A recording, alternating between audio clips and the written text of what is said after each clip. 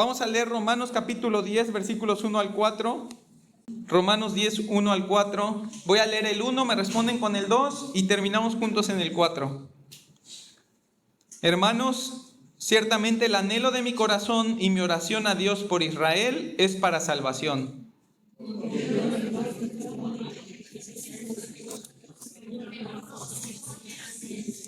Porque ignorando la justicia de Dios y procurando establecer la suya propia, no se han sujetado a la justicia de Dios.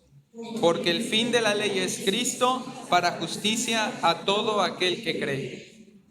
Padre, gracias Señor porque me permites ahora compartir esta palabra. Un mensaje que tú has comenzado a dar en la primera lección de la escuela dominical y que ahora tú quieres continuar, Señor. Afirmar nuestra mente en este pensamiento, en esta realidad, Señor, de tal manera que desconfiemos siempre de nosotros y confiemos únicamente en ti.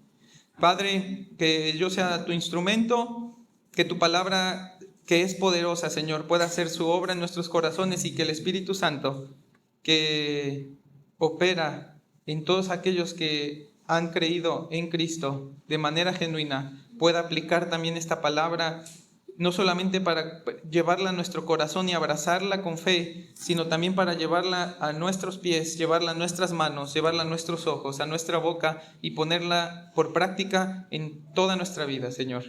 Gracias, Padre, porque tú siempre tienes alimento para tu iglesia, Señor. Alimento suficiente, alimento saludable, Señor, y alimento que nos va a hacer crecer a la estatura de nuestro ejemplo perfecto que es Cristo. Te lo ruego, Señor, en su nombre. Amén. Bien, hermanos, pues vimos el capítulo 9 y nuestro hermano Mauricio nos ayudaba el domingo anterior. Vemos cómo ese capítulo 9 que hace una transición de lo que hemos estado viendo en los capítulos anteriores de Romanos. Nos introduce a las disposiciones de Dios respecto a la elección y salvación de Israel, dejando en claro algunos conceptos que no debemos nosotros de pasar o de perder de vista cuando estemos estudiando los próximos pasajes o los próximos domingos.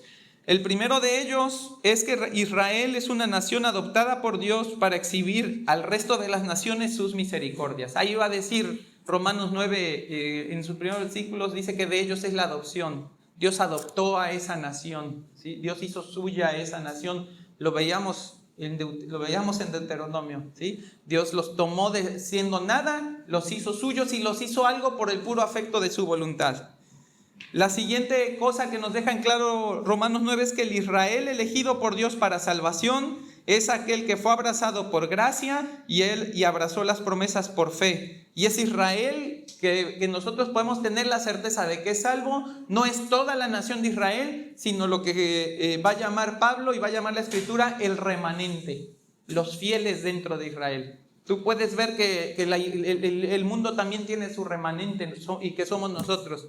Todos aquellos creyentes que no son de nacionalidad israelita, que abrazan la fe porque el Señor primeramente los ha abrazado en gracia y entonces pasamos a pertenecer a ese remanente. Israel también tiene su remanente, ¿sí? Es evidente que la Escritura nos muestra que no es todo Israel salvo, es salvo aquel Israel que abraza a Dios por fe, que corresponde a Dios en ese amor y en esa gracia, y ese es el remanente. Lo siguiente que nos enseña Romanos 9, del 14 al 18, es que la elección de quienes reciben justicia y quienes reciben gracia es prerrogativa exclusiva de Dios. Eso no lo determina el hombre. Va a decir Romanos 9, no es del que quiere ni del que corre. No importa cuánto te esfuerces. Si Dios tiene gracia de ti, te la dará. Y si Dios ha decidido no tener gracia de ti, no te la dará. ¿Sí? Y eso es claro. Tú puedes, si nos has acompañado los otros domingos, lo puedes voltear a ver ahí en Romanos 9 y puedes ver cómo el Señor ha dispuesto y pone ejemplos. Por ejemplo, Faraón, circunstancialmente o providencialmente, más bien tocábamos en las lecciones de escuela dominical el caso de Balaam también, alguien utilizado por Dios para sus propósitos, que no es igual que sea redimido por Dios para la eternidad. Son simplemente lo que va a llamar Romanos vasos de ira, que están dispuestos para que el mundo pueda ver que Dios es justo, que Dios es santo y que, como dice el Salmo y como confirma toda la Escritura, Él no tendrá por inocente al culpable. Así que Dios se glorifica tanto en el que salva como en el que no salva. Dios es Dios con el que lleva la eternidad y al cielo, e igual es Dios con el que termina en el infierno a causa de su pecado. Dios tiene voluntad misericordiosa, un regalo no merecido para aquellos que lleva al cielo, y esa es responsabilidad de Dios el que ellos estén allá, pero aquel que termina en el infierno no termina por responsabilidad de Dios, termina por la responsabilidad de su propio pecado, porque no ha decidido creer en el Salvador, porque ha sido condenado por no creer en Jesucristo. Eso es lo que nos va a leer Romanos, o lo que nos va a decir Pablo en Romanos, lo puedes leer allí, ¿no? Lo siguiente del 19 al 23 nos va a decir que ambas condiciones glorifican a Dios, mostrándole a la humanidad su carácter perfecto.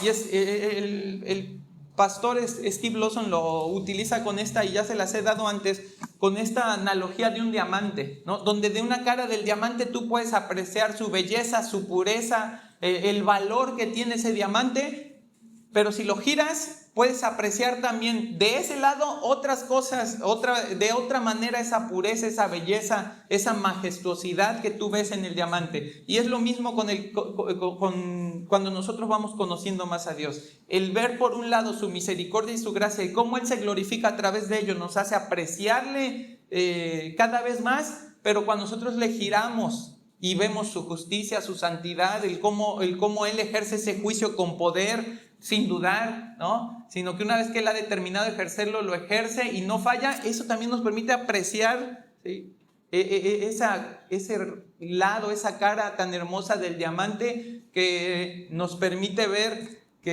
y valorar que entonces el sacrificio de Cristo es todavía muchísimo más valioso. Porque no había nada que pudiera ganarnos nuestra salvación, no había nada que pudiera reconciliarnos con Dios si no era Dios mismo a través de su Hijo. Para que eso puedas apreciarlo de la manera correcta, tienes que apreciar su justicia y su santidad.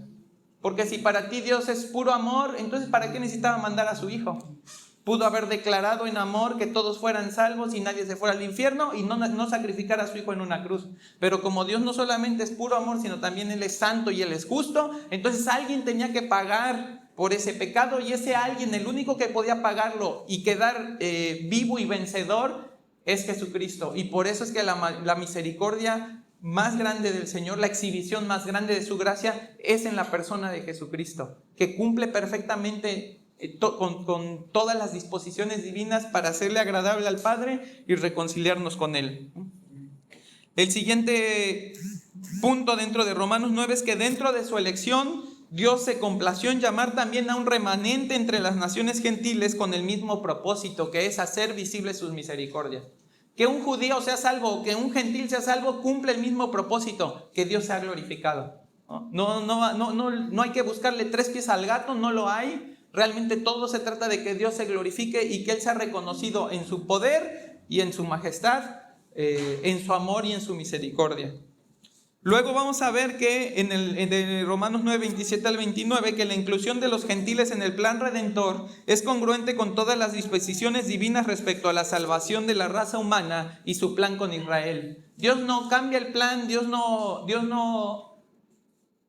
no reacciona al rechazo de Israel. Dios sabía. De hecho, eso es lo que hemos estado viendo todo el Antiguo Testamento. Dios les dice, se van a entregar a dioses ajenos y cuando lo hagan yo voy a tener misericordia de ustedes. ¿Y qué sucede? Israel se entrega a dioses ajenos y cuando lo hace Él tiene misericordia de ellos. Después le va a decir el Señor, y eso lo vamos a ver más claramente, y puedes ir ahí a Romanos 9, ya casi al final, ¿no? Nosotros vemos cómo dice que el Señor va a provocar a celos a su pueblo con otra nación que no lo tiene a Él por Dios. ¿Qué es lo que sucede? Pues que finalmente allí es donde nosotros somos introducidos como gentiles y Dios sigue cumpliendo su plan redentor. Dios no activó el plan B, no activó el plan de emergencia, no dijo ya me quedé sin quien salvar, ahora voy a salvar a estos. Dios siempre supo que así iba a ser y Dios determinó que como fuera, ¿sí?, en cada una de sus cosas Él iba a estarse glorificando porque el plan lo hizo Él. No somos nosotros a ver qué tan bien le sale el plan a Dios y qué tan no. El plan lo hizo Él completo desde la eternidad, en unión perfecta, en asamblea perfecta con el Padre, el Hijo y el Espíritu Santo. Entonces no hay sorpresas para Dios. No somos el plato de segunda mesa, ¿no?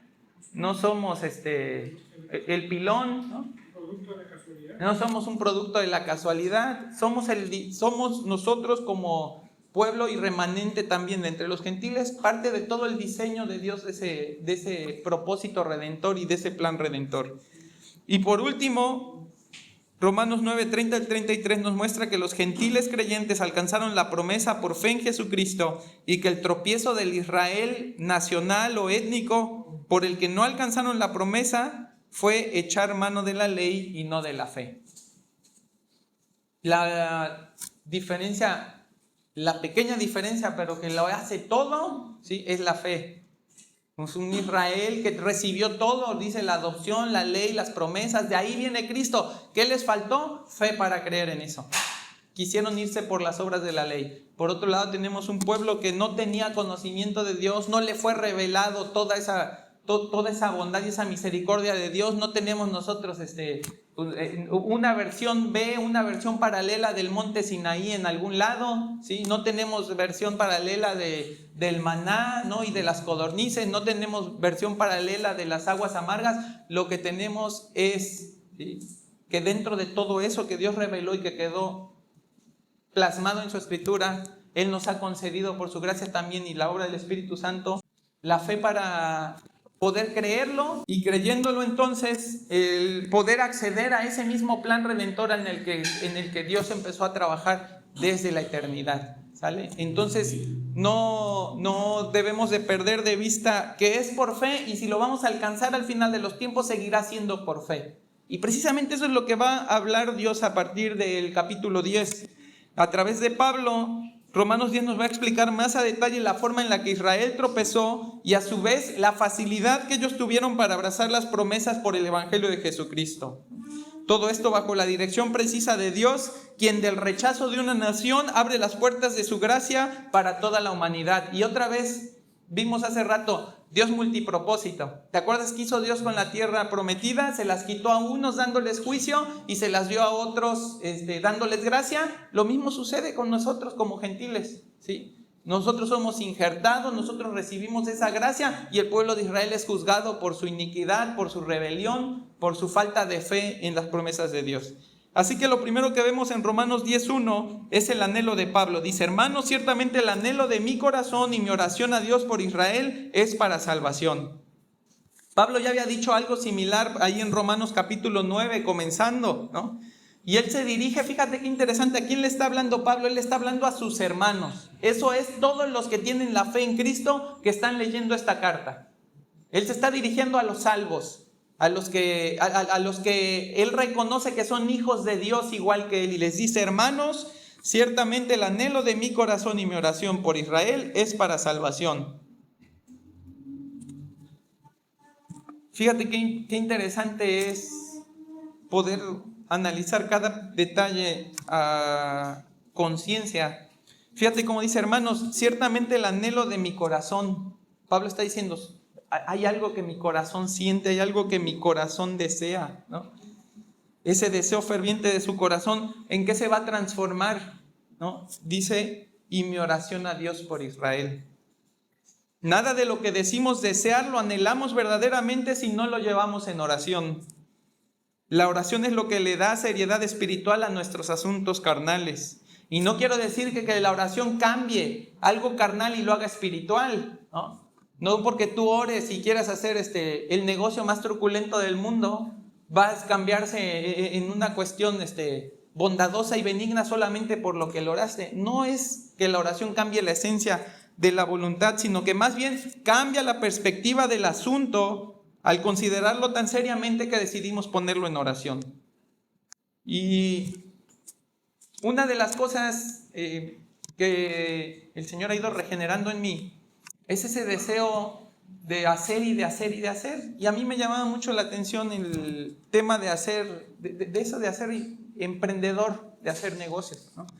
Y yo me di cuenta que el Señor lo está cambiando en mí, porque yo por muchos años, cada cosa que se me ocurría, pues me aventaba como el borras, dicen, y él hacía, ¿no?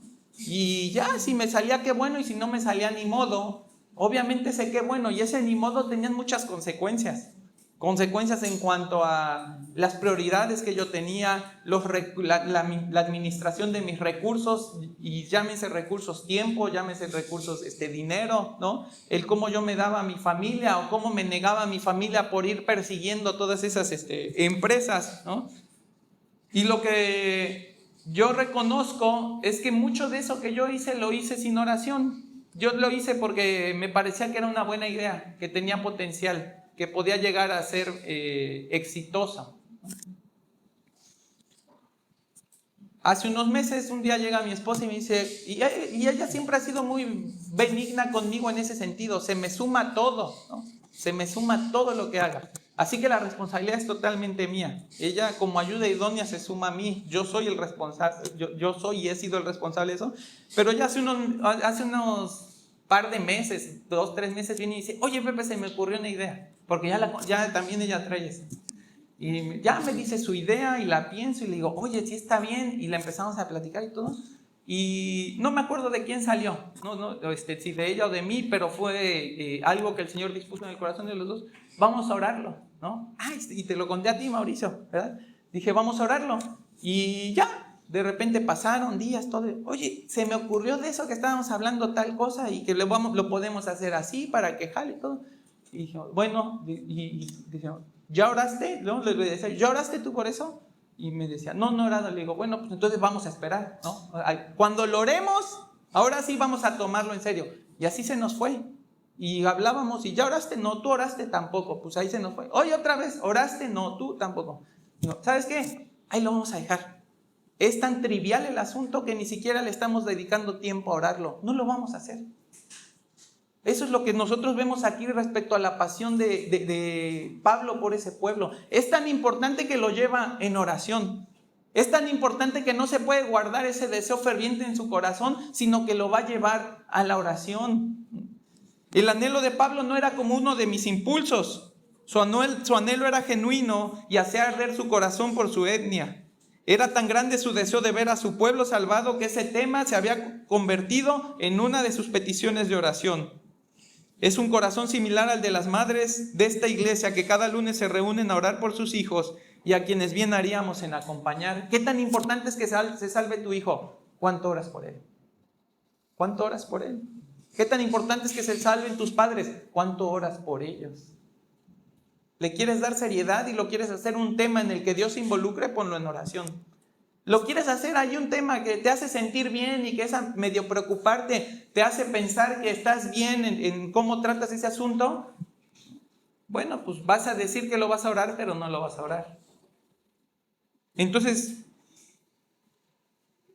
para orar, o para Pablo, orar por aquellos que él amaba no era un discurso sino una conducta. Pablo es reiterativo en estar orando por aquellos que él ama, por aquellos que él quiere ver salvos, por aquellos que él quiere ver crecer. Segunda de Tesalonicenses 1:11 dice, por lo cual asimismo oramos siempre por vosotros, para que nuestro Dios os tenga por dignos de su llamamiento y cumpla todo propósito de bondad y toda obra de fe con su poder, para que el nombre de nuestro Señor Jesucristo sea glorificado en vosotros y vosotros en él, por la gracia de nuestro Dios y del Señor Jesucristo. Entonces eso es lo que está haciendo Pablo al decir, este es mi anhelo ferviente de mi corazón, pero no se queda en mi carne. No es un sentimiento que me está moviendo a mí nada más, es algo que me está llevando a orarlo delante del Señor y pasó de ser un deseo que pudiera ser carnal, ¿sí? Y que pudiera ser incluso no para gloria de Dios, sino para gloria del hombre, a un asunto que uno ha puesto delante del Señor y que ahora depende de Él y de su voluntad. Ahora quiero que Dios se involucre. Es tan seria la salvación de mi pueblo, de mi nación, a la cual pertenezco, que quiero que se involucre. ¿Hasta dónde te lleva tu amor por tu esposa, por tus hijos, por tus padres o por tus hermanos? ¿Oras por ellos con un corazón que arde en deseo piadoso o profesas un amor trivial que no llega nunca a convertirse en oración? Uno debe de ver el ejemplo de Pablo y decir, tengo que convertirlo en oración si es que es un deseo genuino. Tengo que llevar esa preocupación por mis hijos, tengo que llevar esa preocupación por mi esposo, por mis padres, ¿sí? Tengo que llevarlo a la oración, porque si no estoy orando por él, ¿qué quiero? Pues quiero tanto que no se pierdan, pero no lo suficiente como para presentárselo a Dios en oración. Y ahí debe de estar recurrentemente. ¿Cuánto tiempo?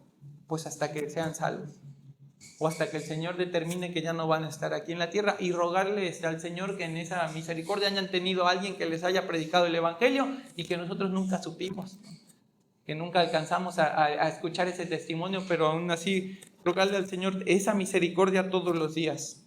Y fíjate por qué está orando Pablo por su salvación.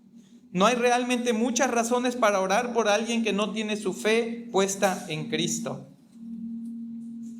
Nos pasaba el domingo, y le pasaba a mi hermano Ángel, precisamente cuando teníamos que orar unos por otros, y me decía, estaba tratando de acomodar esto para que esto pudiera tener más sentido, porque sí, nuestras primeras oraciones, ¿de qué van a tratar? Pues de bienestar, de que todo esté bien, de que Dios haga todo, de que Dios resuelva todo, ¿sí? De que tenga lo que necesito, de que me quite lo que no quiero, ¿no?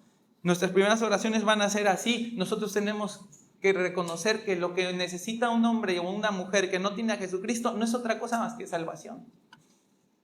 Orar por su bienestar, estar en Cristo es el bienestar supremo. Cualquier bienestar intermedio es vano sin vida eterna. Orar por su salud, un cuerpo sano con un alma muerta, no es lo que busca Dios de los hombres. Que la enfermedad sea el medio por el que se acerquen a Dios es algo mucho más provechoso. Orar porque prosperen económicamente, ¿qué sentido tiene pedirle a Dios que les ayude a hacer tesoros en la tierra que son efímeros, cuando podrían estar haciendo tesoros eternos en los cielos? Que se cumplan sus planes y sus metas es como pedirle a Dios que le conceda todo el mal que su corazón anhela, y eso no sería una oración benevolente.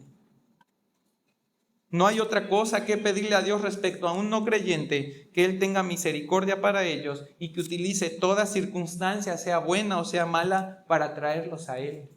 Ese debe de ser el primer corazón de nuestra oración, ese debe ser la primera motivación que nos lleve a orar por alguien.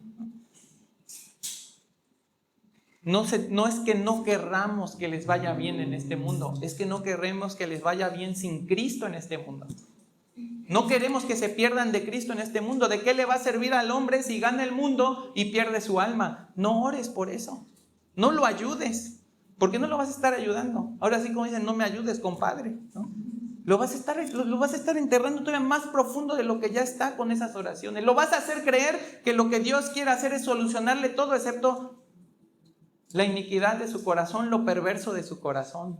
Y nosotros no podemos ser así de frívolos y así de simples para orar por las personas en ese sentido. Sí, habrá que orar por sus peticiones, no lo niego, pero siempre pidiendo que el Señor las utilice, todas y cada una de ellas, para traerlos a Él y para hacerles visible su gracia. Y entonces a partir de aquí vamos a ver qué es lo que pierdo cuando gano. ¿Y a qué me refiero eso? ¿Qué pierdo cuando gano? Fíjate cómo dice allí el pasaje, ¿no? Dice el versículo 3, porque ignorando la justicia de Dios y procurando establecer la suya propia, no se han sujetado a la justicia de Dios. Entonces, cuando me refiero a qué pierdo cuando gano, me estoy refiriendo a qué pierdo cuando quiero que mi propia justicia prevalezca sobre la justicia de Dios. ¿Qué pierdo cuando yo creo que le gano a Dios? Porque en realidad no lo vamos a vencer.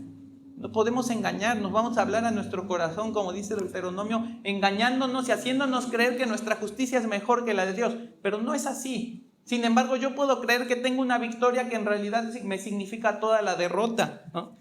Bueno, lo primero que nosotros perdemos cuando creemos que le estamos ganando a Dios es la salvación. Y no en el sentido de que la tenía y la perdí, en el sentido de que nunca la tuviste, de que si estabas tratando de caminar hacia ella, en realidad lo que estás haciendo es alejarte totalmente de ella.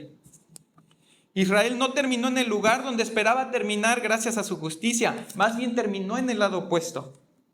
Jugar con los términos divinos de la justificación y adaptarlos a mis criterios, aunque parezca que es una buena idea, es una forma de autoengaño bastante útil con Satanás. Y por eso se decía, es providencial lo que vimos en Deuteronomio, porque le está diciendo Dios, no creas que es por tu justicia. Es lo que le está diciendo al pueblo de Israel. Y aquí, ¿no? Miles de años después, ¿qué crees que está pasando? Israel creyó que era por su justicia. Eso es lo que está pasando aquí. Esa advertencia de Deuteronomio no les sirvió para nada. Ellos creyeron que era por su justicia y ya están en un punto de no retorno. Y no en un punto de no retorno definitivo, pero sí en un punto de no retorno de haber sido apartados del plan redentor de Dios para no tener el papel principal que tenían, y ese papel ha sido conferido a la iglesia ahora, ¿sí? Y ahora están ellos, después de haberlo tenido todo allí cerca, o sea, ellos lo podían palpar, ellos lo podían ver, ¿sí? La ley para ellos, pues era una cuestión visible, ¿no? Tangible, y habiendo tenido todas esas manifestaciones poderosas de Dios en misericordia, ¿ahora qué son? Ahora ya no son ellos el medio por el que el Señor sigue obrando para bien de la humanidad, para provecho de la humanidad en esa salvación eterna. Si le preguntáramos a 100 mexicanos si son lo suficientemente buenos para ir al cielo cuando mueran, ¿cuántos crees que dirían que sí? 100, ¿no? 100, la verdad, ¿no? Salvo que te encuentres un cristiano que entiende el evangelio, que ese te va a decir que no y ha hecho a perder el ejemplo, ¿no? Pero si no metemos a ningún cristiano en la encuesta, todos van a decir que sí, pues que esperan, ¿no? Es que sí han sido malos, pero no tanto. Que han tratado de hacer cosas buenas y que pues el Señor, que Dios se va a fijar en esas buenas, y que si todavía no las hacen se van a esforzar más para ganárselo. Y ahí están, creyendo, ¿sí?, que su justicia es mayor que la de Dios, y que pierden pues la salvación que Dios ofrece a través de una justicia que no pueden ofrecer ellos, que es la justicia de Jesucristo, ¿no? Israel está jugando con eso. Israel está jugando con esa justificación que es de Dios, y Pablo lo sabe. Y lo han hecho tan evidente que una y otra vez Pablo reitera que lo único que están logrando es condenarse por la eternidad. Romanos 2:27 dice: y el que físicamente es incircunciso, pero guarda perfectamente la ley, te condenará a ti que con la letra de la ley y con la circuncisión eres transgresor de la ley. Romanos 4:4 dice: pero al que obra no se le cuenta el salario como gracia, sino como deuda. ¿Qué les está diciendo Pablo una y otra vez? Quisieron irse por las obras de la ley, terminaron condenados. Quisieron ser acreedores de salvación, quedaron deudores delante de Dios. No tienen un lugar con Él. Así que lo primero que me va a quitar mi justicia es la oportunidad de acceder a la salvación por la justicia que Dios sí toma en cuenta. Y esa justicia es la de Jesucristo, ¿sí? Pero lo segundo que me va a robar, lo segundo que me va a quitar cuando yo creo que le gano a Dios con mi justicia, es el entendimiento. Fíjate cómo dice el versículo 2: porque yo les doy testimonio de que tienen celo de Dios, pero no conforme a ciencia. La manera en la que Israel se aferró a su justicia le nubló el juicio respecto a Dios. Ese Dios con el que una vez se entendió en términos simples y sencillos, ¿no? Él decía: ustedes van a ser mi pueblo y yo seré su Dios. ¿Y qué decían ellos ahí en el monte Sinaí? Así lo haremos. Era muy sencillo. No había manera de perderse, no había manera de confundirse. ¿Qué les decía el Señor? ¿Qué les pido? Que guarden mis mandamientos. ¿Y qué decía Israel? Así lo vamos a hacer, ¿no? Era fácil, era sencillo, era claro y se entendían los dos, ¿no? ¿Qué sucede cuando Israel hace más grande su justicia que la justicia de Dios? Dejan de entender esto que era tan básico. Dejan de entender esto que era tan sencillo. Pablo podía atestiguar de primera mano que ese celo malentendido de Israel por Dios era real. Un celo que en este pasaje se define como un ardor por abrazar, perseguir o defender algo. Pablo era él mismo uno de esos celosos de Israel. Fíjate, Filipenses 3:2, Pablo les está diciendo: guárdense de los perros, guárdense de los malos obreros, guárdense de los mutiladores del cuerpo. ¿Qué crees? Esos eran celosos de Dios de una manera en la que no lo entendían. Querían toda una faena externa. Querían toda una faena en el exterior, que se viera que daban mucho, que se vieran que eran generosos, que se viera que eran desposeídos de las riquezas materiales y todo lo daban a la sinagoga, ¿no? En los tiempos actuales, que todos sus recursos se los dan a las iglesias, ¿no? Pero adentro, ¿qué había? No había amor por Dios. No había correspondencia a Dios en ese amor que ellos habían recibido. Era solo una faena que se veía en el exterior. Y fíjate qué dice Pablo más adelante en el versículo 6, cómo era él. Dice: en cuanto a celo, perseguidor de la iglesia. Ese era el celo de Pablo. Unos mutilaban al cuerpo estando allá adentro y entendiendo mal el celo, y otros que estaban fuera, como él en su tiempo fue fariseo, ¿qué hacían? Perseguían a la iglesia.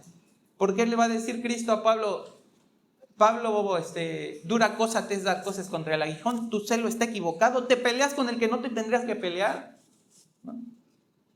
Estás queriendo picar al que no tendrías que picar, porque yo soy el Señor, no tú. Yo soy el que determina las cosas, no tú. ¿Qué pasa con Pablo, que está viviendo en esa ceguera tan evidente del evangelio mal entendido, de una justicia propia que es por arriba de la justicia de Dios, que Pablo se pone a perseguir a la iglesia de Dios? Y por eso es tan poético como el Señor deja ciego a Pablo, ¿no? Porque con los ojos con los que él veía no le servían. Él estaba viendo todo mal, ¿y qué va a hacer Dios? Darle nuevos ojos, darle nueva vista, abrir su entendimiento, de tal forma que lo que ahora ve, lo entiende. ¿Y qué crees? Ya no va a perseguir a esa iglesia, ahora va a dar su vida por esa iglesia. Hechos 8:3 dice, y Saulo asolaba la iglesia y entrando casa por casa, arrastraba a hombres y a mujeres y los entregaba a la cárcel. Fíjate qué está diciendo. No está diciendo mandaba a su séquito a hacerlo, dice, él lo hacía. Él entraba a las casas, él arrastraba a hombres y mujeres, ¿y a dónde los llevaba? A que los metieran a la cárcel. Hechos 22:4 dice, perseguía yo este camino hasta la muerte. Fíjate, era capaz de dar la muerte por un celo malentendido, prendiendo y entregando en cárceles a hombres y a mujeres. Hechos 26:9 dice, yo ciertamente había creído mi deber hacer muchas cosas contra el nombre de Jesús de Nazaret, lo cual también hice en Jerusalén. Yo encerré en cárceles a muchos de los santos, habiendo recibido poderes de los principales sacerdotes, y cuando los mataron, yo di mi voto. Y muchas veces castigándolos en todas las sinagogas, los forcé a blasfemar, y enfurecido sobremanera contra ellos, los perseguía hasta en las ciudades extranjeras. Ahora es más claro a qué se refiere Pablo cuando dice que Israel tiene un celo que no es conforme a ciencia. Porque no entienden cuál es la voluntad de Dios, porque se les volvió imposible de ver, imposible de entender, lo leen y no lo pueden creer. ¿Y qué hacen entonces? El que no es con Dios, contra Dios es. Si no lo logran entender y si no logran vivirlo como Dios quiere que lo vivan, entonces se están convirtiendo en enemigos de Dios. En su falta de entendimiento, lo que Pablo hizo y que Israel sigue haciendo no era colaborar con la obra del reino conforme al llamado de Dios, sino combatir contra el propio Dios a causa de la vanidad en la que su justicia los tenía sumergidos. Soy más justo yo que Dios. Yo sé cómo tengo que celar las cosas de Dios. Yo sé cómo tengo que impedirles a toda esa bola de samaritanos, ¿no? A toda esa bola de extranjeros, de gentiles, de perros. Yo sé cómo les tengo que negar porque no entienden las cosas de Dios. Dice, siendo ciegos, se hicieron guías de ciegos. No logran ver la verdad, no logran llevar a la gente a la verdad. Creerte más justo que Dios o pensarte más sabio que Dios te va a poner siempre en contra de la voluntad de Dios. Esa ceguera no es solo para Israel. Esa ceguera es para todo aquel que pone su justicia por encima de la de Dios. Que dice, bueno, ¿qué importa qué pide Dios? Dios quiere lo que yo le puedo dar. Dios quiere lo que yo le quiero dar. Y uno empieza a decirle a Dios cómo tienen que ser las cosas. ¿Y qué crees? Empiezas a caminar en contra de Dios en vez de amistarte con Dios. Y fíjate que eso es lo paradójico de la justicia propia. Que queriendo lograr que Dios me vea bien, se logra todo lo contrario. Se logra que Dios me odie, que Dios me aborrezca, que Dios me combata. ¿Por qué? Porque yo no estoy luchando con Él, yo estoy luchando contra Él. Dice Gálatas 6:8, porque el que siembra para su carne, de la carne segará corrupción, mas el que siembra para el Espíritu, del Espíritu segará vida eterna. El celo de Israel hubiera sido útil si hubiera sido conforme a ciencia. En este texto, la frase que dice conforme a ciencia se debe de entender como el conocimiento correcto y preciso que viene de procedencia divina. A través de este conocimiento es lo que nosotros vamos a obtener lo que se conoce como el discernimiento, el saber qué es de Dios y qué no es de Dios.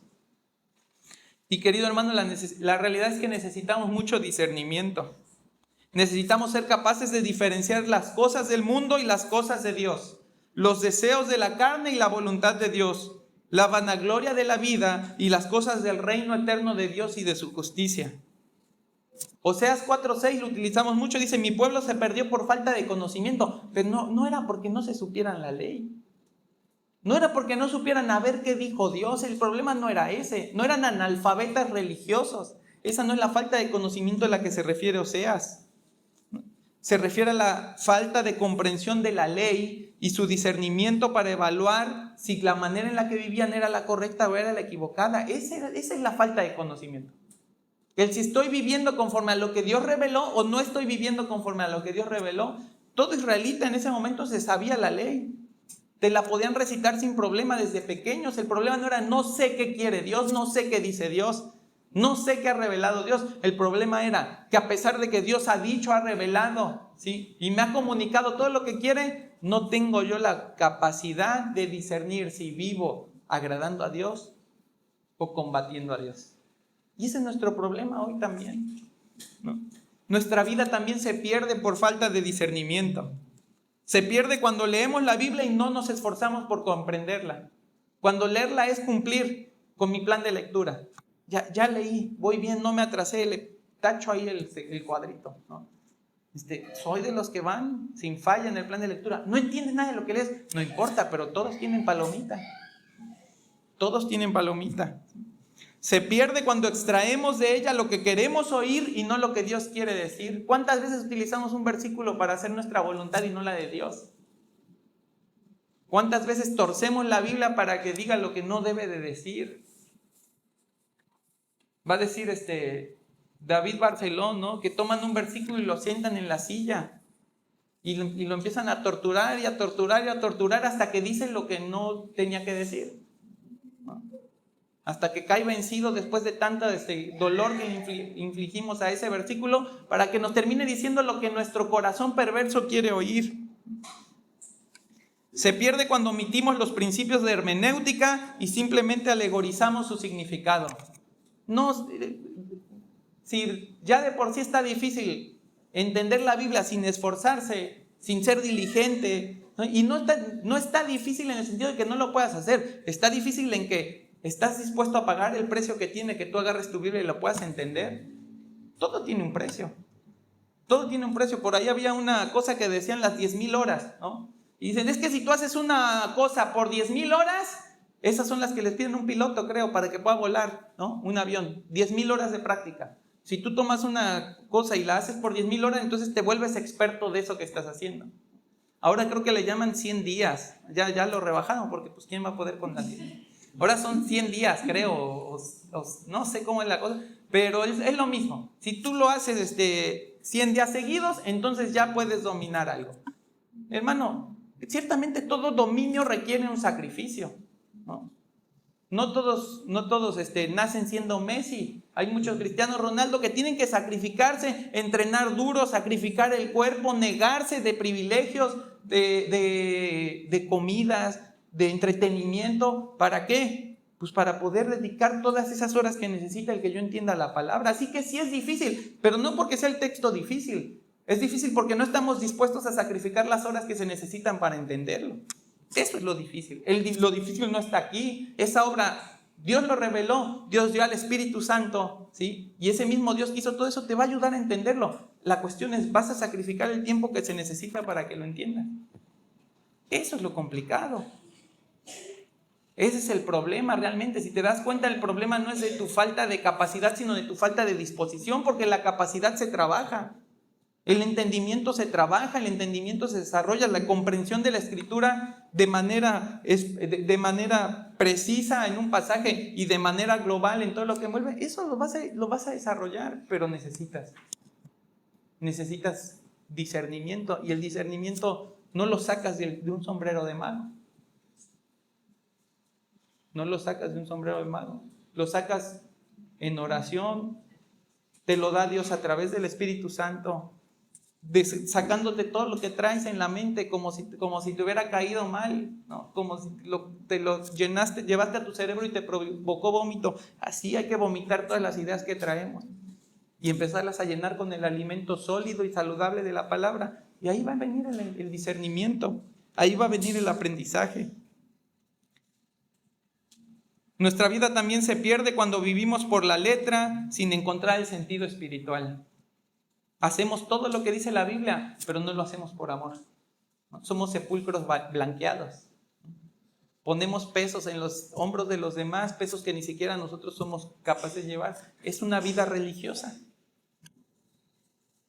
Y se pierde cuando vivo mi vida con un celo falso por Dios, que en nada representa la revelación de su voluntad plasmada en la Escritura. Y nos perdemos. Se pierde nuestra vida por falta de discernimiento. ¿Quieres perder tu vida de la forma más absurda? Vive para Dios sin vivir para Dios. Sí, vive toda tu vida como cristiano sin ser cristiano. Vive toda tu vida cumpliendo religiosamente con lo que aquí se dice, sin entender que todo el evangelio se trata de la fe en Jesucristo. Vive toda tu vida haciendo cosas para Dios sin hacer lo que Dios quiere que hagas. El conocimiento correcto te llevará siempre al entendimiento claro de tu pecado y tu necesidad de Dios. Romanos 3, 19 y 20 dice: pero sabemos que todo lo que la ley dice, lo dice a los que están bajo la ley, para que toda boca se cierre y todo el mundo quede bajo el juicio de Dios. Ya que por las obras de la ley ningún ser humano será justificado delante de él, porque por medio de la ley es el conocimiento del pecado. Eso era lo que tenía que provocar la ley en Israel. Un reconocimiento de su pecado. ¿Y qué es lo que ellos están encontrando? De repente es como que abrieron el cofre y, lo voy a decir así, toda la porquería que había dentro de ese cofre, ¿sabes cómo la vieron? Como si fuera oro. Es porquería, pero ellos la están viendo como si fuera oro. A ese grado se han engañado. Y a ese grado nos engañamos nosotros también. Que nosotros leemos la palabra, vemos lo que nos revela la palabra de nosotros, de nuestro corazón, de nuestros pensamientos, y abrimos el corazón para ver qué hay. Y dices, no está así de mal. No lo estás viendo como es. No lo estás viendo como es. Te falla la vista y te falla el olfato, porque si lo vieras como es, también te olería, ¿sí? Como huele nuestro pecado delante de Dios.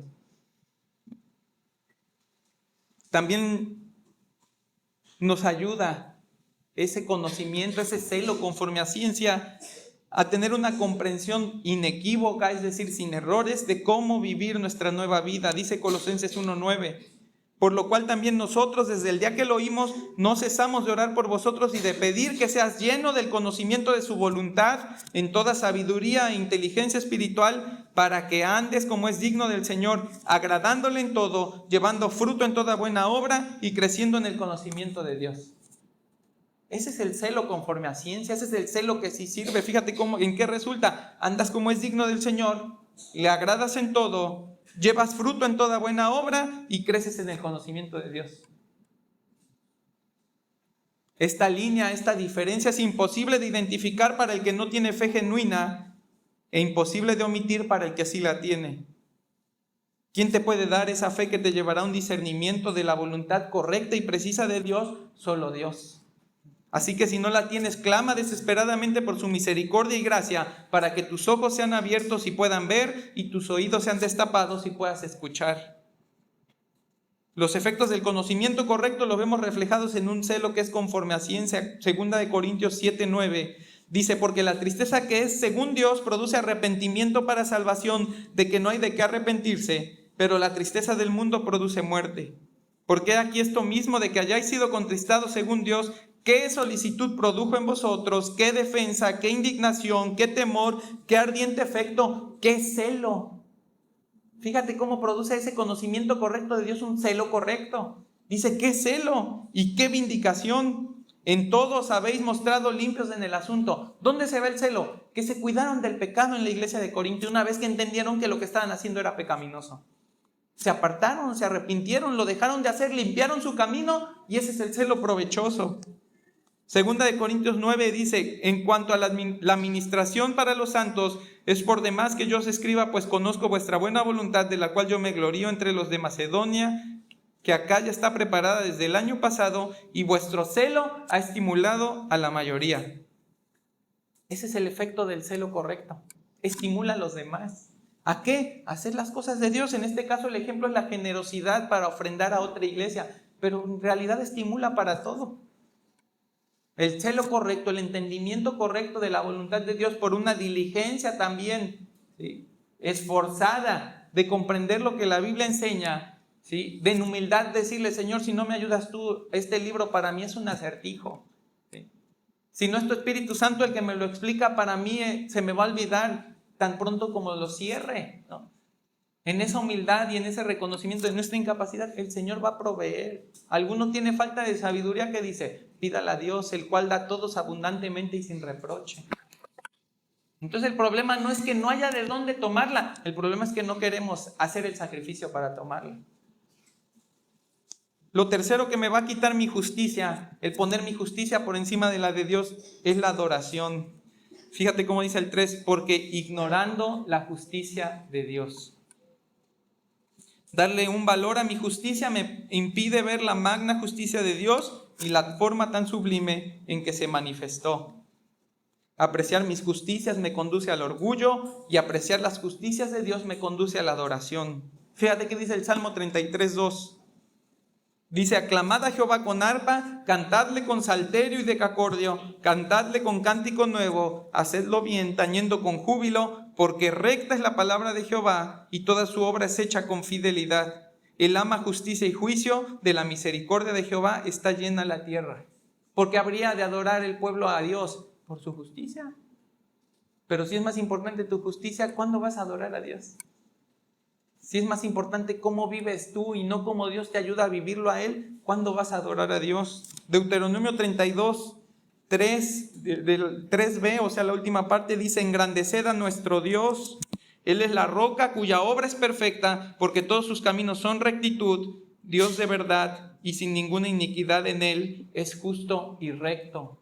¿Qué te debe provocar la justicia de Dios? Engrandecerlo. Salmo 48:1 dice, grande es Jehová y digno de ser en gran manera alabado en la ciudad de nuestro Dios, en su monte santo. Y fíjate cómo dice el 10, conforme a tu nombre, oh Dios, así es tu loor hasta los fines de la tierra, de justicia está llena tu diestra. Se alegrará el monte de Sión, se gozarán las hijas de Judá por tus juicios. ¿Ya viste qué hermosa es la justicia de Dios? ¿Ya viste cómo si no te quitas tus propias justicias y si te las sigues pegando así como que no quieres ver otra cosa más que lo que tú puedes hacer por Dios, no puedes apreciar todo lo que Dios ha hecho no solo por ti, sino por la humanidad durante todos los tiempos? Desde el momento en el que Él determinó por misericordia crear al hombre. Desde el momento en el que Él determinó por su misericordia reconciliar a un hombre que después de creado pecó contra Él. Transgredió su mandamiento. Un corazón que no aprecia es un corazón que no adora. Y un corazón sin adoración no es un corazón regenerado. Un corazón que no ha nacido de nuevo, un hombre que no ha entendido el Evangelio, no va a adorar a Dios. Pero uno que ya lo entendió, lo va a adorar todos los días de su vida, lo va a adorar todo el tiempo de su vida. Va a estar orando cada vez que pueda. Va a estar reconociendo al Señor cada vez que pueda. Va a poder poner el top 10 de las canciones que están en la radio, pero en vez de eso va a querer escuchar alabanzas porque quiere adorar al Señor. Va a querer que todo en su vida suba como olor grato a Él. Va a querer ser, y después lo vamos a ver en Romanos 12, va a ser ese sacrificio vivo, santo y agradable a Dios. ¿Por qué? Porque no tiene ojos para nadie más que para Él. No tiene ojos para nadie más, ni siquiera para Él mismo. Aquel que estima su justicia por encima de la de Dios, tiene un altar en su corazón donde ofrece con altivez cada buena obra en ofrenda para sí mismo. No hace las buenas obras para agradar a Dios, hace las buenas obras para agradarse a Él y se hace fiesta cada vez que la hace. Es que ya ayudé a este y de lo poco que tenía le di a aquel y se empieza a llenar y a llenar y a llenar de sus buenas obras. Como si todo lo pudiera Él hacer de sí mismo, como si Dios no le estuviera proveyendo todo, como si Dios no le estuviera sustentando la vida a Él mismo, para que pueda hacer todas esas cosas de las que ese hombre se jacta, en vez de darle gloria a Dios. Sin espacio para las justicias de Dios, nos conformaremos con una justicia imperfecta y mal lograda, y diremos, mira, qué bien estoy con Él. ¿Quieres ver cómo lo hizo Israel en la práctica? Vamos a ver Mateo 15, 4-6. Dice, porque Dios mandó diciendo, o sea, esa es la justicia de Dios, el mandamiento de Dios es su justicia. Dios mandó diciendo, honra a tu padre y a tu madre. ¿Y qué más dijo Dios? El que maldiga al padre o a la madre, muera irremisiblemente. Pero vosotros decís, ahí está la justicia de Israel, Cualquiera que diga a su padre o a su madre, es mi ofrenda a Dios todo aquello con que pudiera ayudarte, ya no ha de honrar a su padre o a su madre. Así habéis invalidado el mandamiento de Dios por vuestra tradición. Fíjate qué le está diciendo. ¿Hasta dónde llega la justicia del hombre? ¿Qué puede lograr la justicia del hombre? Transgredir los mandamientos de Dios. En vez de hacer el bien que Dios determinó, hacer el mal que Dios no quiere que el hombre haga. En vez de honrar a su padre y madre, ¿qué termina haciendo el hombre? Deshonrándolo, y dice, pues es mi ofrenda para Dios. Fíjate qué perverso el corazón. Oye, papá no tiene para comer, mamá no tiene para comer, ¿no? Está enferma, no tiene para las medicinas, y te ayudaría, pero es que es lo de mi ofrenda, no te lo puedo dar. Fíjate qué perverso el corazón del hombre, y qué miserable la justicia del hombre, que usando de pretexto a Dios, deja de cumplir las justicias de Dios, que es ayudar a papá y a mamá. Así es de pobre la justicia humana que trata de sustituir la justicia de Dios. Lo que debió ser una manera de honrar a Dios y por lo tanto a los padres, proveyendo para sus necesidades, se convirtió en un afecto religioso del hombre, aparentando agradar aún más a Dios, pero quebrantando el mandamiento simultáneamente. Imagínate qué bien se oiría. No te puedo ayudar porque esto es de mi Dios. Tú dices, mira cómo ama a su padre. Jesús dijo, el que no deja a padre y madre y viene en pos de mí, ¿no? O el que no aborrece y viene en pos de mí. Y estos podrían decir, mira cómo aman a Dios, mira cómo siguen a Jesús, que aborrecen a su padre y a su madre y le dan a Dios de ese dinero que tienen para honrarle, y los dejan allí, ni modo, los tenían que aborrecer. ¿Y qué está diciendo Dios? Quebrantaron el mandamiento, hicieron su justicia, echaron a perder el diseño de Dios respecto a la honra a los padres. ¿Y qué crees? Si tú no honras a los padres bien, no vas a honrar a Dios bien. ¿De qué le sirve a Dios que le lleves todo tu dinero? No va a decir Dios y no va a decir Cristo, si alguno viene y tiene un pleito con su hermano, deje ahí su ofrenda. ¿Para qué me la trae? ¿Para qué me trae una ofrenda si no puede ni siquiera tener paz con el hermano que ahí tiene al lado? Deje ahí su ofrenda y vaya y póngase a cuentas con su hermano. Y ahora sí, una vez que están a cuentas y que hay paz entre ustedes, toma tu ofrenda y tráemela. Esa es la ofrenda que a mí me agrada. Esa es la ofrenda que a mí me satisface, que se cumplan las justicias que Dios determinó, no las justicias que tú crees que son las que yo te estoy pidiendo. Lo siguiente que perdemos, ¿sí?, es la obediencia. Cuando nosotros vemos y ponemos nuestras justicias por encima de las de Dios, ¿sí?, lo siguiente que perdemos es la obediencia. Fíjate cómo dice, porque ignorando la justicia de Dios y procurando establecer la suya propia, no se han sujetado a la justicia de Dios. ¿Qué quiere decir que no se han sujetado? ¿Qué quiere decir eso de establecer su propia justicia? Se refiere a cuando tú sostienes algo prolongadamente y con esfuerzo, ¿sí?, para que se vea que tiene autoridad, que tiene valor, ¿no? Israel quiso imponerle a Dios su justicia presentándosela insistentemente como si en algún momento Dios la fuera a aceptar. No sé si te ha pasado, pero a mí me pasa seguido. Yo tengo gustos de comida que en mi familia pues no.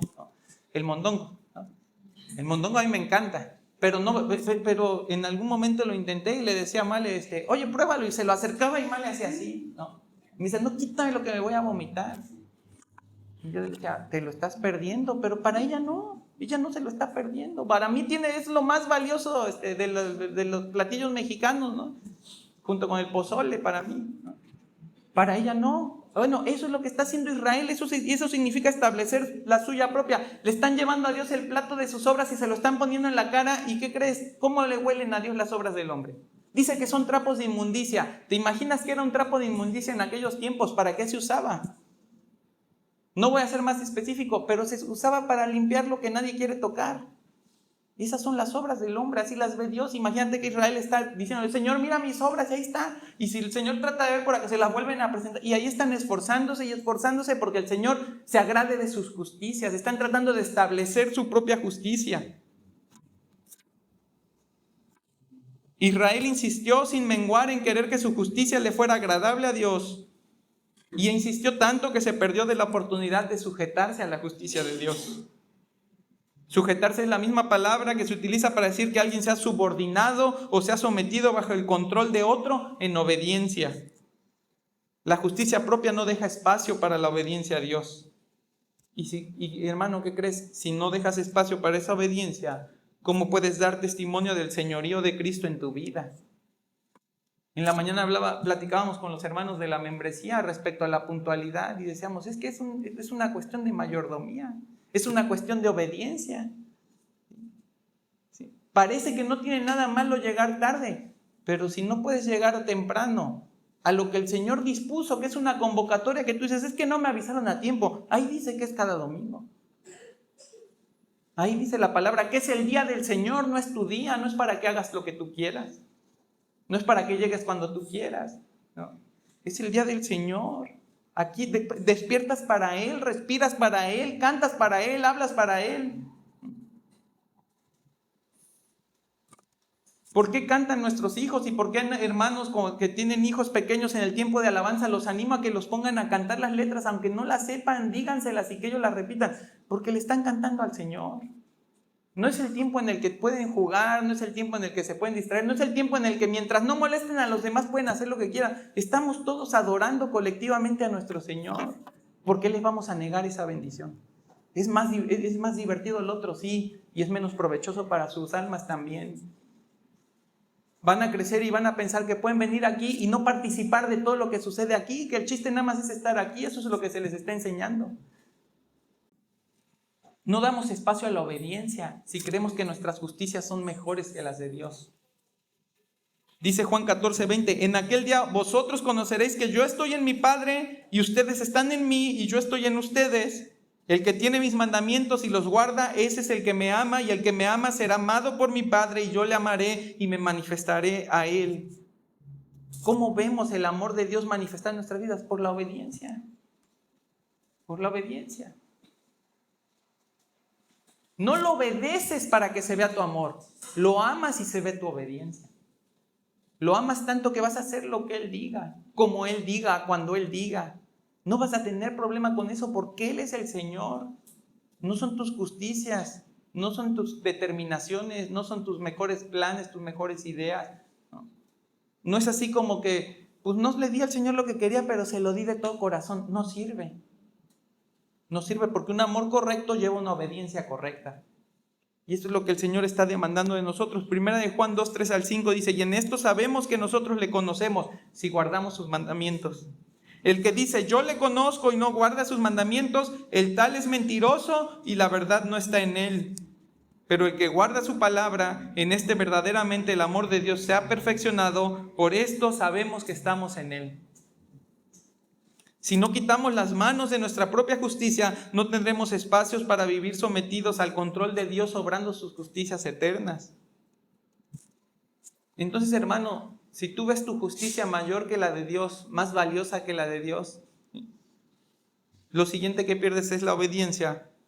Y por último, si no soltamos nuestra justicia para abrazar la justicia de Dios, nos perderemos lo más valioso que podemos tener en esta vida y en la siguiente. Y eso es a Cristo. Fíjate cómo dice allí Romanos 10:5, dice, porque de la justicia que es por la ley, el 4, porque el fin de la ley es Cristo, para justicia a todo aquel que cree. Fíjate, si no tenemos espacio para las justicias de Dios, ¿sabes para quién no tienes espacio? Para Cristo. Nuestras justicias son una pila de basura tan grande que si no nos arrepentimos de ellas y volteamos hacia el lado opuesto, nos perderemos por siempre de la justicia perfecta del Hijo de Dios. Fíjate cómo dice 2 Corintios 3:13, y no como Moisés, que ponía un velo sobre su rostro para que los hijos de Israel no fijaran la vista en el fin de aquello que había de ser abolido, pero el entendimiento de ellos se embotó, porque hasta el día de hoy, cuando leen el antiguo pacto, les queda el mismo velo no descubierto, el cual por Cristo es quitado. ¿Qué lugar hay para Cristo en un corazón que está tan lleno de amor propio? Gálatas 2:20 dice, con Cristo estoy juntamente crucificado y ya no vivo yo, mas vive Cristo en mí. Y lo que ahora vivo en la carne lo vivo en la fe del Hijo de Dios, el cual me amó y se entregó a sí mismo por mí. No desecho la gracia de Dios, pues si por la ley fuese la justicia, entonces por demás murió Cristo. Ese es el problema tan grande de tu propia justicia, que si se trata de ti, entonces ¿para qué vino Cristo a dar su vida? ¿Cuál fue el propósito de que Cristo se encarnara y cumpliera toda ley y agradara en todo al Padre y fuera el sacrificio perfecto y se presentara a Él como ese cordero sin mancha y se presentara a Él como ese sacerdote y como ese profeta que vino a revelarnos, ¿sí?, de manera completa y de manera clara toda la verdad de Dios? ¿Cuál es el propósito si tienes tanta justicia en ti mismo que no lo necesitas a Él? Efesios 2:4 dice: pero Dios, que es rico en misericordia por su gran amor con que nos amó, aun estando muertos en pecados, nos dio vida juntamente con Cristo. Fíjate cómo es con Cristo. No nos dio vida sin Cristo. ¿Es con Él o no es? Dice, por gracia sois salvos, y juntamente con Él nos resucitó. Otra vez necesitas de Cristo. Y asimismo nos hizo sentar en los lugares celestiales. ¿Con quién? ¿Con tu justicia? No, con la justicia de Cristo. Para mostrar en los siglos venideros las abundantes riquezas de su gracia en su bondad para con nosotros. ¿En quién? En Cristo Jesús. Entonces necesitamos a Cristo. Ya hay que dejar de jugar con esa idea de que yo soy lo suficientemente bueno, de que hay algo bueno en mí para ofrecerle a Dios, de que yo puedo hacer todo lo que Dios quiere sin necesidad de iglesia, sin necesidad de Biblia, sin necesidad de oración. Yo puedo agradarle a Dios. No, no puedes agradarle. No puedes agradarle. Te apuesto que ni siquiera puedes agradarle perfectamente a tu esposa, ni siquiera puedes agradarle perfectamente a tus hijos. Es más, te apuesto a que ni siquiera puedes agradarte perfectamente a ti mismo. Así de inútiles somos sin Cristo. Nos engañamos creyendo que nosotros podemos por nosotros mismos agradarle a Dios si ni siquiera podemos con las cosas que vemos. Dice Colosenses 2:9, dice: porque en Él habita corporalmente toda la plenitud de la deidad. ¿Quién es Él? Es Cristo. Y vosotros estáis completos en Él, que es la cabeza de todo principado y potestad. En Él también fuisteis circuncidados con circuncisión no hecha de mano, al echar de vosotros el cuerpo pecaminoso carnal. ¿Qué necesitas para que te desligues, te liberes de ese pecado que te tiene sometido? Otra vez necesitas a Cristo. Dice: en la circuncisión de Cristo, sepultados con Él en el bautismo, en el cual fuisteis también resucitados con Él mediante la fe en el poder de Dios que le levantó de los muertos. Y a vosotros, estando muertos en pecados y en la incircuncisión de vuestra carne, os dio vida juntamente con Él, perdonándolos todos los pecados, anulando el acta de los decretos que había contra nosotros, que nos era contraria, quitándola de en medio y clavándola en la cruz, y despojando a los principados y a las potestades, los exhibió públicamente, triunfando sobre ellos en la cruz. Así que, hermanos, si tu justicia es tan grande que no puedes ver otra cosa, te vas a perder el regalo más maravilloso de Dios. Y eso es lo que le pasó a Israel. Eran tan buenos, tan perfectos, tan obedientes, ¿sí?